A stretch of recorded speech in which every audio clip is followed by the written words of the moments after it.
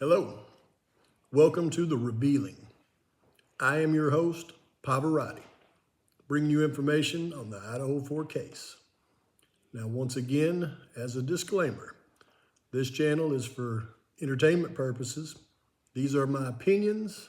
I'm not here to slander anyone. With that being said, let's get started.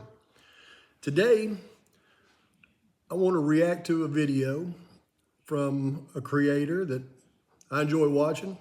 I've done a few reactions to his videos. His name is Unfiltered Lucky. And again, if you haven't seen my past reactions, I like Unfiltered Lucky because the questions that he ponders in his videos, they're very insightful, very good questions. Where he and I kind of differ is on the answers to the questions. But with that being said, when I make a reaction video, let me explain my mindset behind this because it's not a typical reaction type video. If you're familiar with my little format I got going, you understand mine are different. When I do a reaction video, basically what I'm doing is taking some interesting ideas or subject matter from a content creator and discussing that in my own opinions and my own thoughts, and basically getting my ideas out there. Now, I like to do it in a reaction format though, because I want to give that person credit for what my subject matter is about.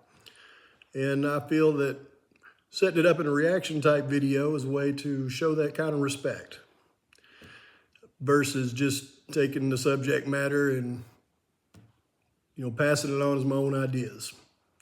And I always want to be respectful to everyone. And that's why, for example, like on our comments, I'm always going to be respectful to any of you who comment on my channel.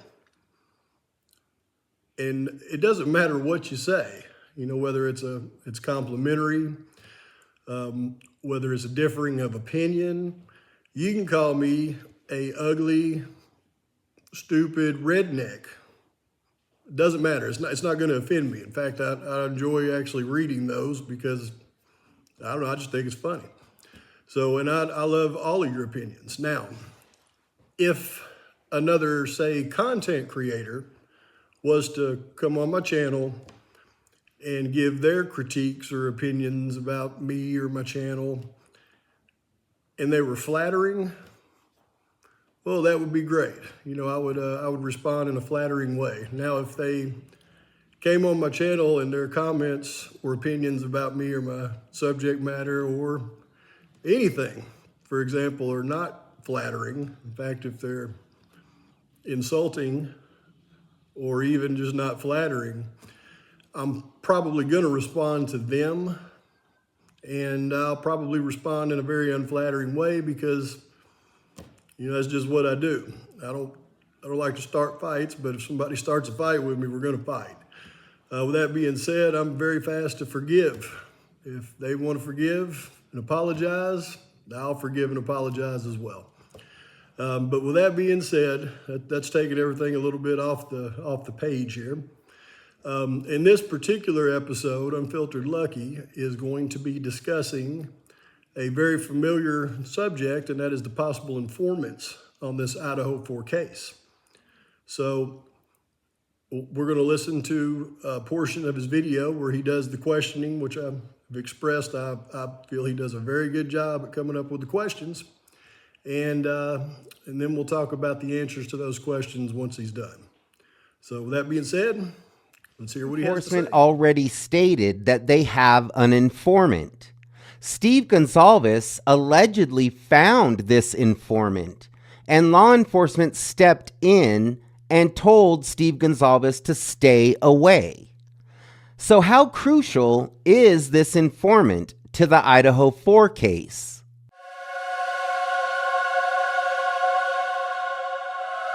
Hey everyone, it's Lucky with Unfiltered Lucky, and today I want to talk a little bit about why we might think that there's an informant in this case.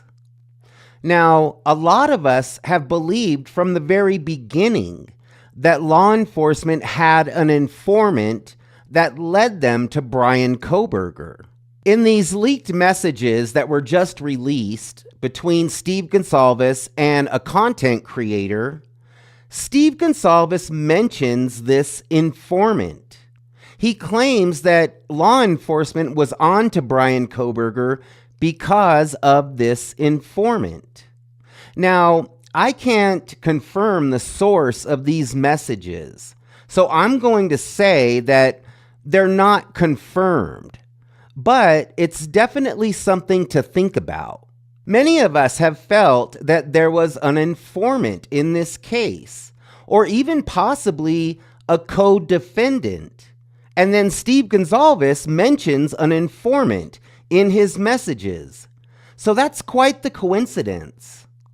Now, I've always believed that there is an informant in this case.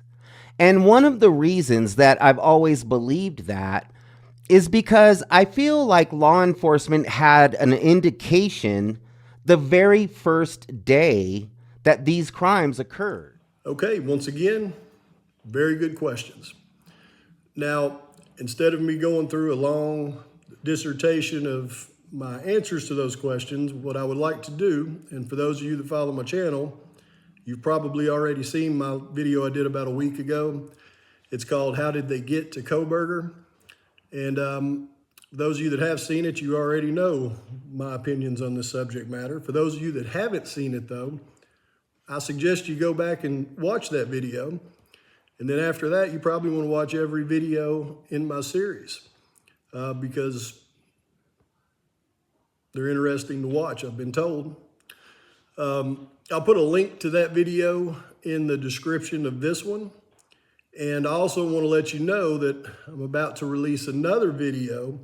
This one is going to be a revealing video, and it's going to touch on some sensitive subject matter. It's going to be very interesting.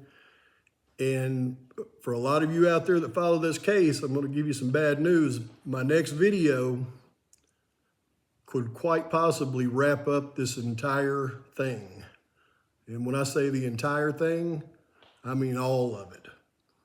So if you don't want to see an end to this already, you may not want to watch that one. If you do, I look forward to hearing your comments, your criticisms. Thank you for watching. Like and subscribe as always. Pavarotti is out.